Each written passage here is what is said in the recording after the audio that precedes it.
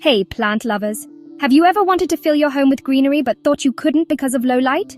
Well, let me tell you.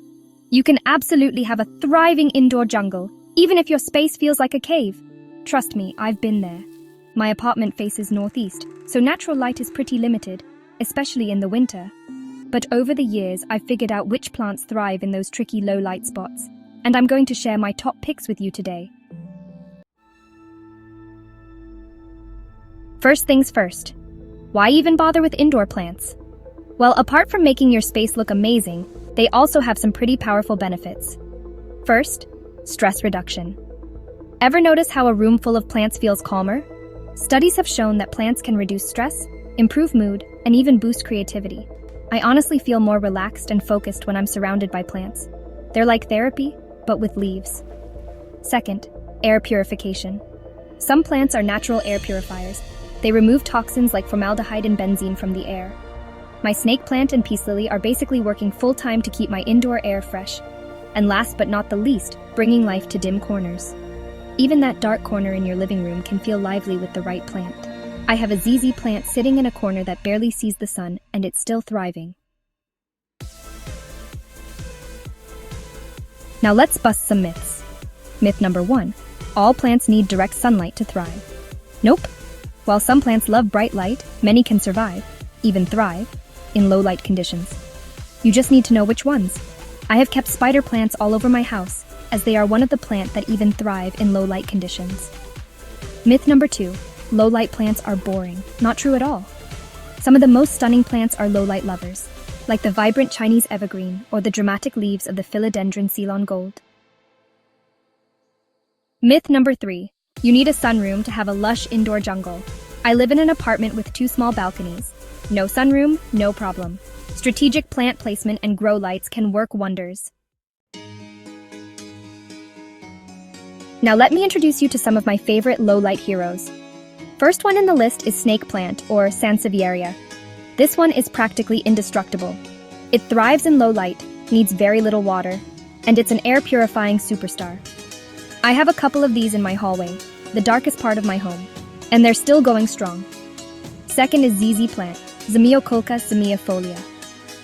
This is the definition of low maintenance. It can handle neglect, drought, and low light without a problem. I have a ZZ plant in my bathroom, which gets almost no natural light, and it's still putting out new growth. Next low light beauty is peace lily, Spathiphyllum.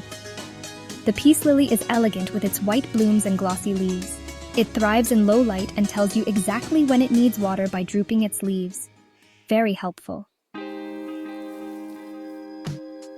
Cast iron plant, Aspidistra elatior. True to its name, this plant is tough as nails. It can handle low light, temperature changes, and even a bit of neglect. I have one sitting in the darkest corner of my bedroom, and it's still lush and green. Next is Aglaonema, or Chinese evergreen. These come in a variety of colors and patterns. Reds, greens, silvers. But the greener ones thrive in low light. My Chinese evergreen adds such a nice pop of color to my otherwise neutral living room. But keep the colored ones more often out in bright light. Next low light plant is Pothos, Epipremnum aureum. If you're looking for a trailing plant, Pothos is your best friend. It's super easy to propagate, and it can adapt to low light without a fuss. I love how mine trails down from a bookshelf. Next in list is philodendron, which is a classic. I have a heartleaf philodendron that's happily climbing up a moss pole in low light. It's low maintenance and adds such a tropical feel. Monstera deliciosa. Yes, even the iconic Monstera can handle low light. It might not grow as fast, but those split leaves still look amazing. Mine is a bit slower in winter, but it's still healthy and lush. Next is spider plant, also known as Chlorophytum comosum, is practically foolproof. It produces baby plants, which you can propagate easily. Plus, it's a great air purifier. Dumb cane, or Dieffenbachia, has beautiful patterned leaves. While it prefers bright indirect light, it can tolerate low light too. Just be careful with watering. It doesn't like soggy soil. Let's talk about care because even low-light plants need a little love. First, watering. Less is more. Most low-light plants hate sitting in soggy soil. Always let the top inch of soil dry out before watering. My ZZ plant only needs watering once every 2 weeks. Second is lighting. Low light doesn't mean no light. If your plants are struggling, try a grow light. I use a simple LED grow light stand, and it's been a game changer for my indoor plants. Plus, I can also keep variegated as well as rare plants in my collection. Pro tip: you can also switch or rotate your plants every few weeks. For example, I keep my peace lily in a low light corner most of the time, but every couple of weeks, I place it near a brighter window for a day or two to give it a boost. This keeps the plant healthy and helps balance its light needs. Fertilizing. Go easy on the fertilizer. Low-light plants don't grow as quickly as sun-loving plants, so they don't need as much food. I fertilize my low-light plants once a month during the growing season with a mild liquid fertilizer. Now let's bring it all together. Try grouping your plants together at different heights to create a layered look. A trailing pothos combined with a tall snake plant and a broad-leafed peace lily makes such a statement. Also choose the right pots.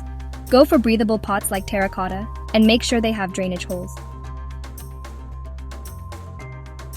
Honestly, creating a lush green space in my home has been so rewarding. Even on gloomy days, walking into a room full of plants instantly lifts my mood. So there you have it, my top low-light plants and care tips. Let me know in the comments which ones you're growing, or if you have any low-light champions I missed. And don't forget to like, share, and subscribe for more plant care tips. See you next time, and happy planting!